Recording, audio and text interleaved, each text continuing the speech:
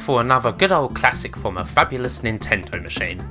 Honestly, I can't remember a single game that I was more hyped for than Donkey Kong Country. Everything about it just looked like the absolute dog's bollocks. The graphics that were out of this world, all of the looks at the game that appeared in Games Master, Bad Influence and what have you. It looked amazing, it really did. And guess what? It delivered on that hype. Still does, in fact. Donkey Kong Country seems to have a bit of an odd place in the world of gaming now, in that a lot of folks don't seem to care much for it. Some may say that those pre-rendered sprites haven't aged all that well, that it's all a bit too 90s and that it didn't take all that long to become rather unfashionable. At least in the case of this first one. Needless to say, I disagree. The premise of DKC is pretty well known. As the son of Donkey Kong, you and your kid brother Diddy have to defeat the forces of King K. Rool, for the simple reason that this bastard has taken all of your bananas. That's kind of funny in and of itself. There's no world to be saved, no one's in distress. Nope, it's just bananas. Donkey Kong's bananas, which belong in his hoard. So yeah, obviously Kong isn't going to be sharing them around anytime soon. Maybe I could spend some time theorising as to whether Donkey Kong's a good guy or not. I mean, how motivated are you, truly, to rescue this guy's bananas? But leaving the wank hat aside, it was a refreshing premise, seeing as before this, well, think about it. Almost every platformer in the sodding world had you saving something or someone. It was all very fairy tale-ish. But nah, Kong wants those bananas back so he can get back to sitting in his cabin and scoffing them down one by one. And you know what? I can get behind that. Leaving aside the obvious graphics stuff, Rare's platformer was influential in various other ways. This is one of the first major collectathon platformers, a genre that Rare in particular would continue to explore in the 32-bit generation. It's not essential to collect every single banana, but all of them count towards your completion percentage. DKC is one of the first games I can remember that actually had a visual of your completion percentage, and it would become more of a thing afterwards, particularly with major SNES games like Super Metroid and Yoshi's Island. Even if Shigeru Miyamoto famously didn't care much for the graphical stylings of Donkey Kong Country, the greater emphasis on collecting in Yoshi's Island does seem to be informed by DKC, along with his own star-based efforts in Super Mario World that were a bit more about giving players multiple paths through the game. This is just about collecting bananas, so Donkey Kong can eat them. The level design of DKC is also kind of interesting, and in ways I can see why it might not have aged well, or might not be for everyone now.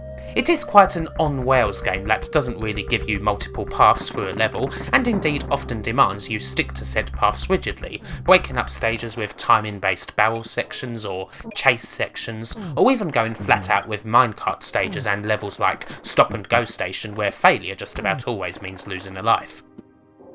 There are plenty of hidden secrets, but even most of those are signposted and not exactly off the beaten track. And I can see why that wouldn't necessarily appeal to everybody. It might not exactly be the most in-depth platformer in the world, and it's not necessarily something you can explore around in all that much. But hey, I guess I get a kick out of the more showy sections, all the timing-based stuff.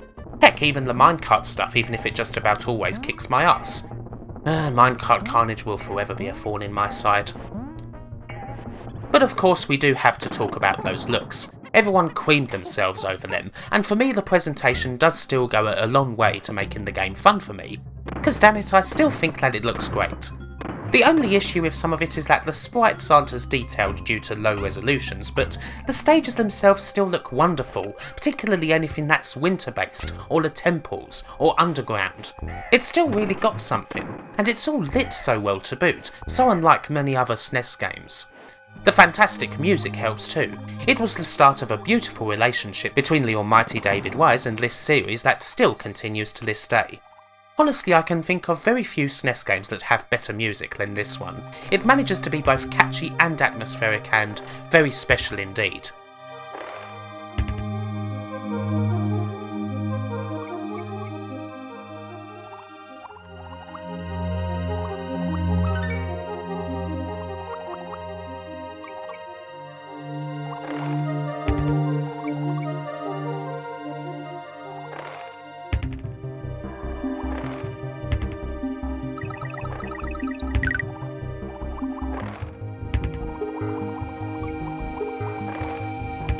can't help but feel that people do tend to undersell this game a little these days.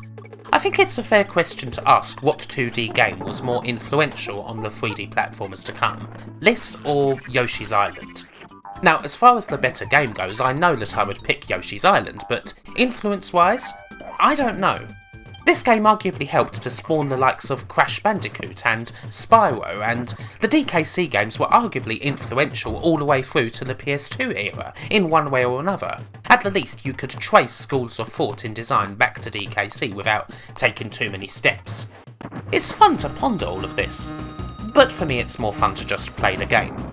Not just because it takes me back to being 9 years old and thinking that this game was everything that I was told it was going to be, but because it's still a refreshing slab of funky and slightly irreverent, not altogether decent fun.